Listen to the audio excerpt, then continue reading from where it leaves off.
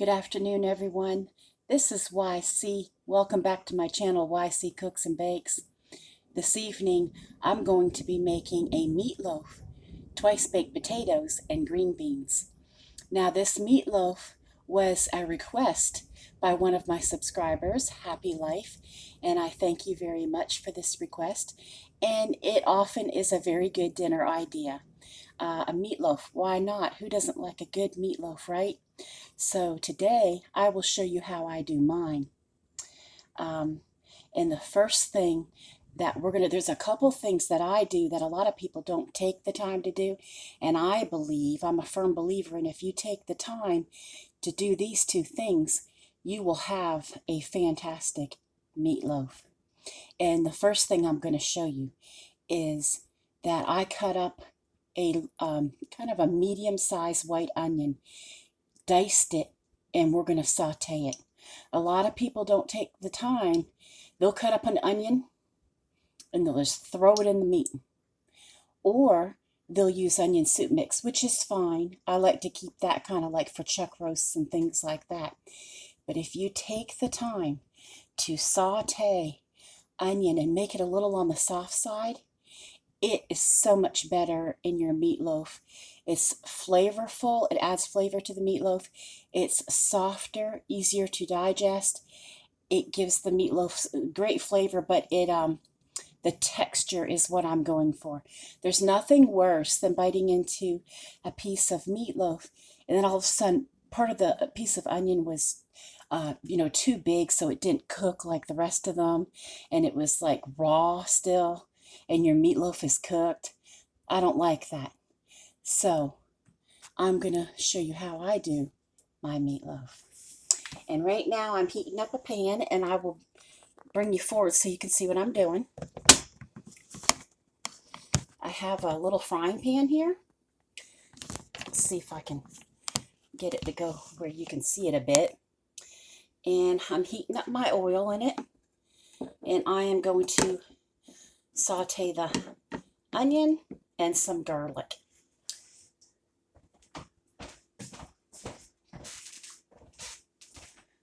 Okay, so we'll go ahead and put in some garlic.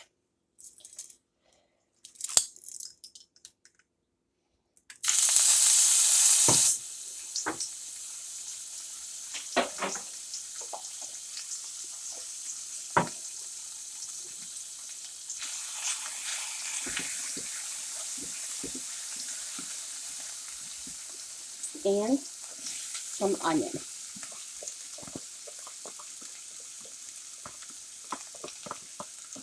You may not want to dirty a pan or take the time to saute it, but believe you me, if you take the time, you will be so happy that you did.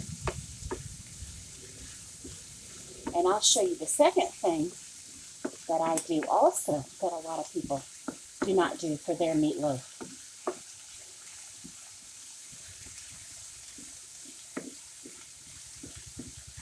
Go ahead and get this all sauteed and looking beautiful. You can see it in the pan. And I will bring you back to show you my second trick. Okay, everyone, we're at the counter now. The onion and garlic are done sauteing in the pan.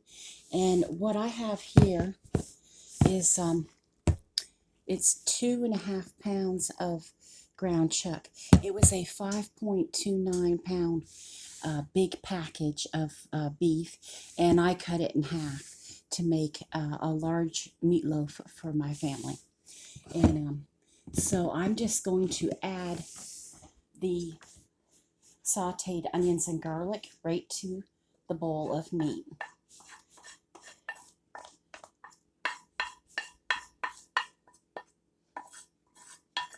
It smells so good. And I just can't imagine not doing this and not bringing out the flavor in this.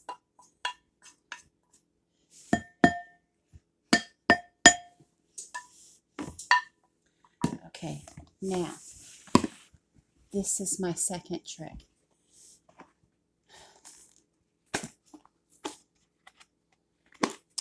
everybody goes to reach for the Italian bread crumbs or the panko crumbs, or at the very least some crushed crackers, which are completely out right now at Aldi. But anyway, I'm going to put at least a half a cup.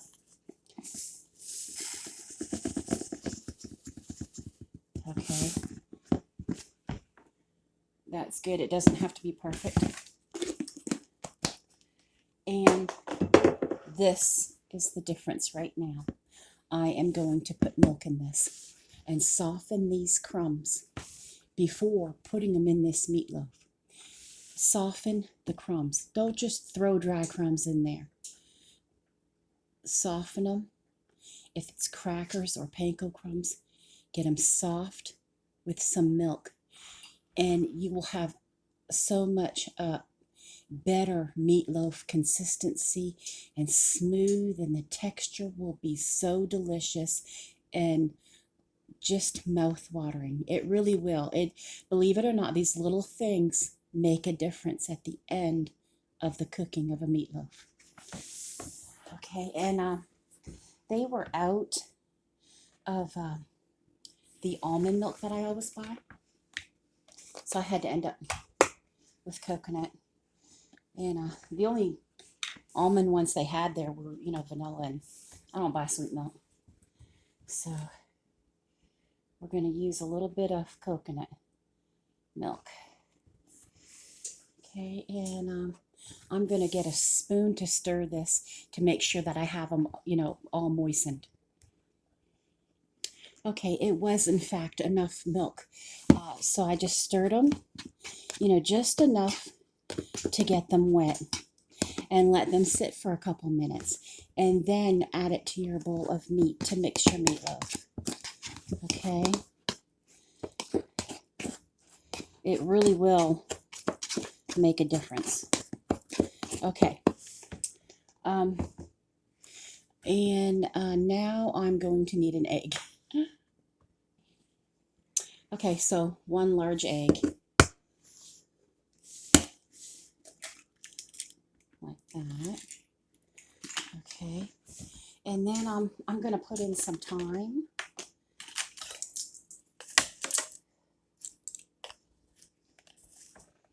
That's one of the spices that we really like.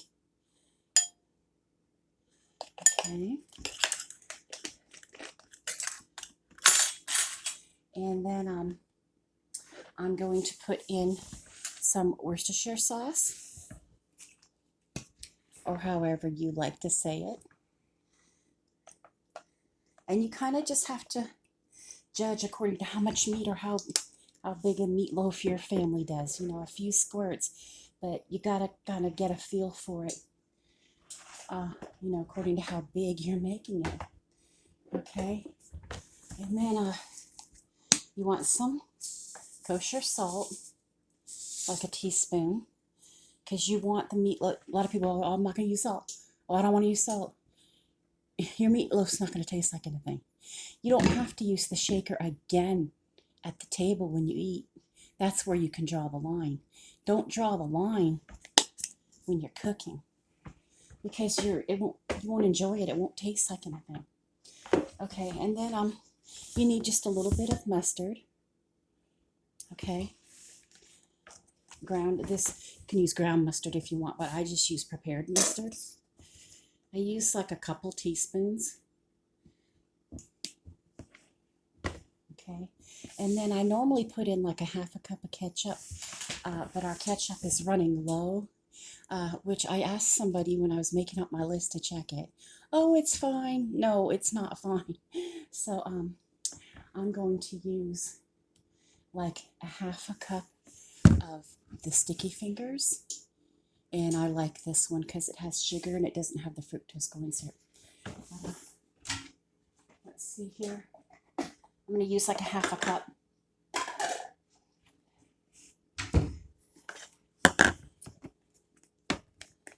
Okay.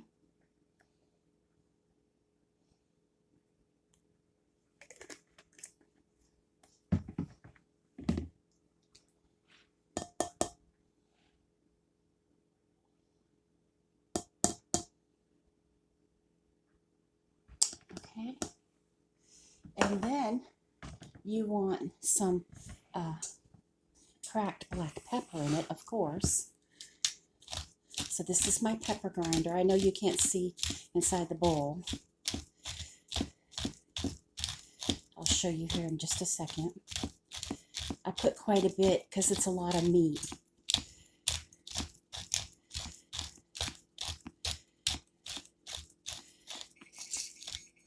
That's my oven. It's ready for the meatloaf. Now, you know the reason I didn't use onion powder and garlic powders because I had it real. I mean, not that they're not real, but I had the, I sautéed in the pan the garlic and onion, so I don't need it again. Okay, and so I'm just going to take all those ingredients I had, the thyme and the kosher salt, cracked black pepper, and the sticky fingers, and the egg, and the Worcestershire sauce, and I'm going to blend all that together. And we cannot forget our crumbs that we're soaking. Okay, put those in here too because all that's going to help, this meatloaf hold together. Okay. So that's it. We're going to do it this time. We're going to blend it all up. And I do spray my pan. And today I sprayed it liberally because you know how meatloafs are. They really can stick and make a mess. But this is coconut spray. If you want to know what kind I used today. And I'm just going to get my hand right in there and mix it up. I mean, you can use a spoon, but it seems like it would take a long time if you didn't use your hand to mix it all up.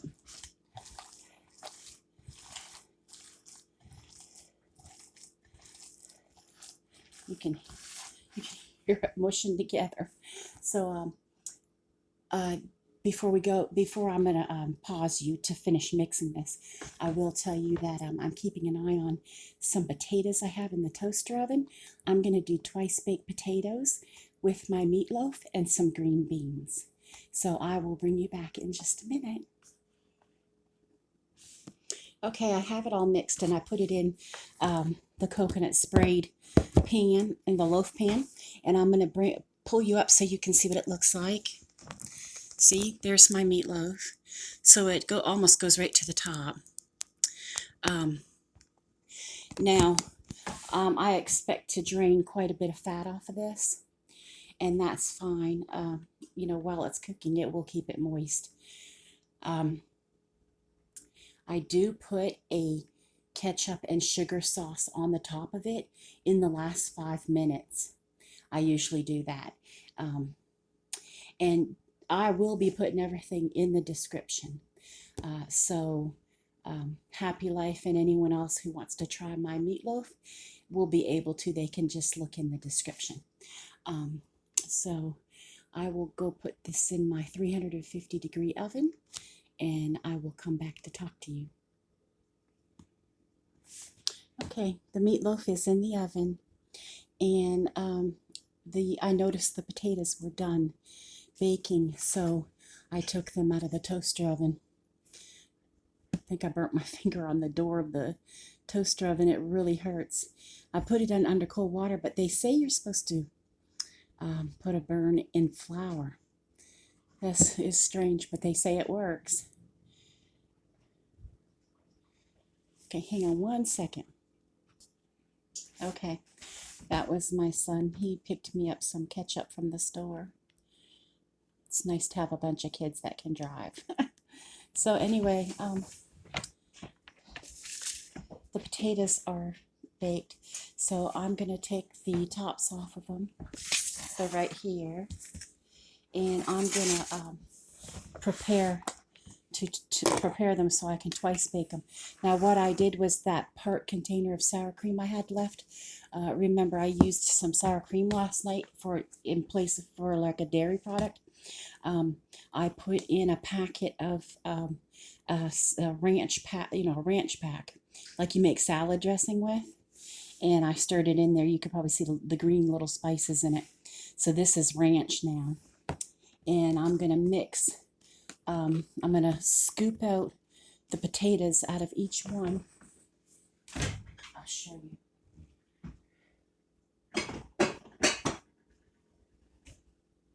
Here's my bowl. And what I do is I take a clean pot holder, and you grab a potato like that. Let's see. You gotta, here, I'll tilt you forward so you can see what I'm doing. I don't know if you've made twice bakes or not, but you take the top part of the skin and you just cut out like a little window.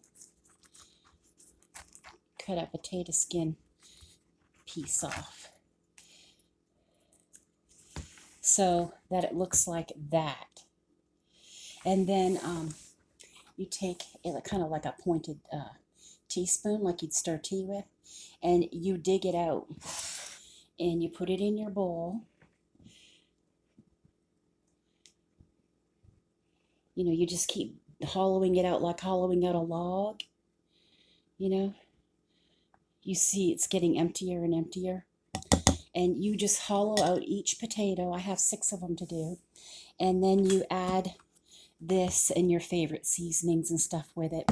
And then you can top it with shredded cheese. You can top it with chopped green onion. Some people like to cook bacon and put bacon crumbles across the top. You can make them really expensive, or you can make them just really, really good and delicious. And that's all I'm going to do tonight. We just haven't had them in a long time.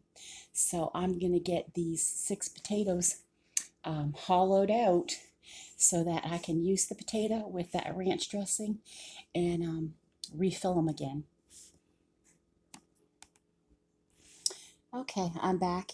I filled each jacket of potato with the mixture of the potato mixed with ranch and some spices that I like, and salt and pepper, and then a little bit of cheddar cheese. And I'm going to put some cheese on top now. And I'm going to show you what they look like. I'll bring you forward. This is what they look like. And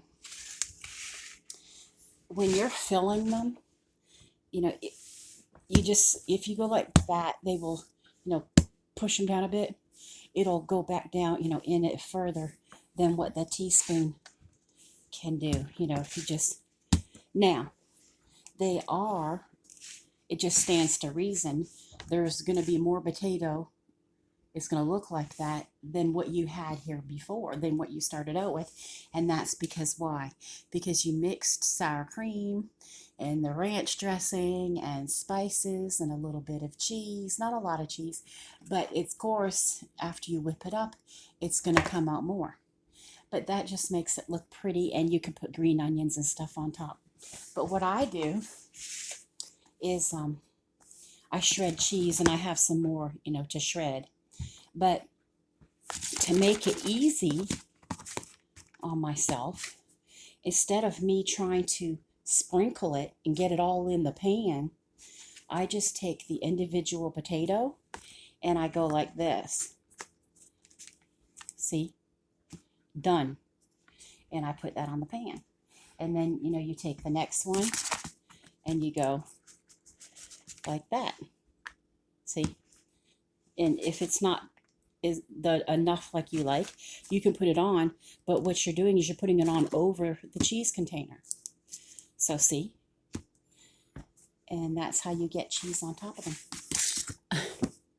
And those are my twice bakes, and they'll go right in the oven alongside the meatloaf for the second half cooking of the meatloaf. And you're just warming them up again. You're just basically melting the cheese and warming the potato up again. They're cooked already, you know what I mean, for all intents and purposes. And I wanted to tell you, this is the third and final apron that my mom had got me from Aproners Aprons. And it's cute too. And I just wanted to show that to you. So I will get this job done. And once I get cheese on all these, I will put these in the oven next to the meatloaf. Hi. The beautiful thing about waiting on a dinner like this, like meatloaf and everything, is you can get cleaned up and have all your stuff put away, and you're that much further ahead of the game. That's one good thing about having a meal that's cooked in the oven like this. And I'm just putting green beans with it. One thing I did want to mention when I shopped at Aldi's today is, things have been quite low, probably because pandemic or um, the transport trucks not getting through for one reason or another, and even snow and ice now. But we're also expected to possibly have another chance of snow Friday into Saturday. Never know. You never know. But because of that, I think people, decided to stock up and buy a little bit more than usual because Aldi was more empty than usual. I mean, the shelves were low before, but now there's whole big spaces and squares and aisles just gone. And before, you could say, oh, the chicken's all gone, or oh, they had to get all that beef because maybe it was recalled. It would be just a section or two here and there.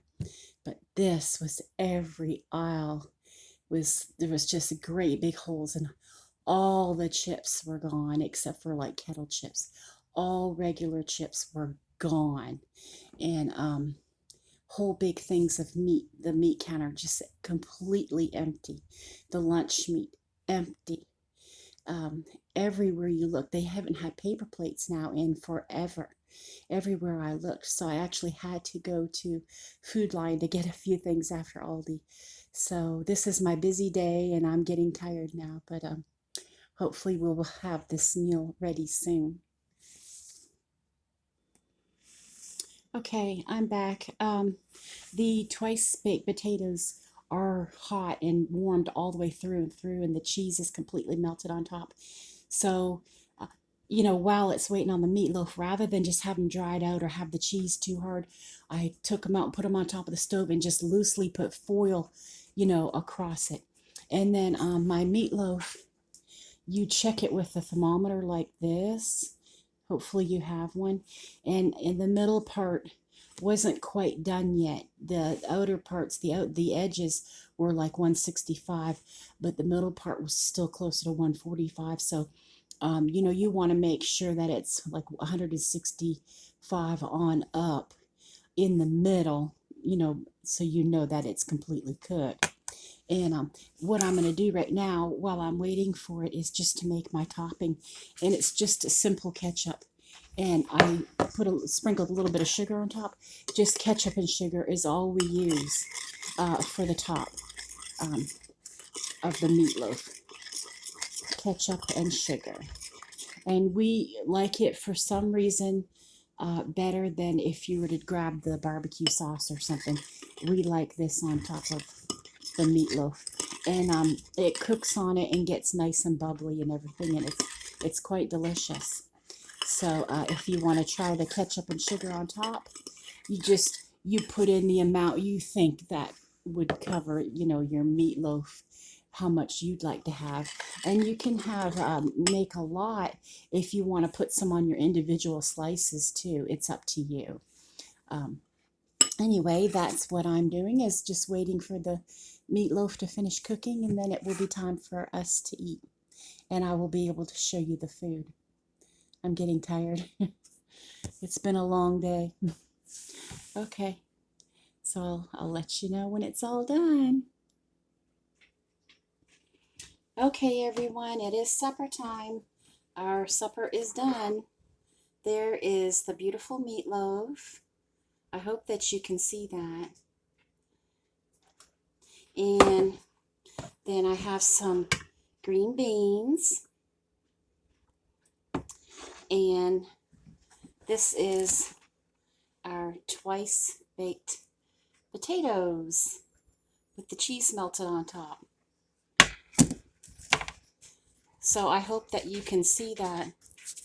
I'll try to lift you up. So there's the twice bakes and the meatloaf and the green beans.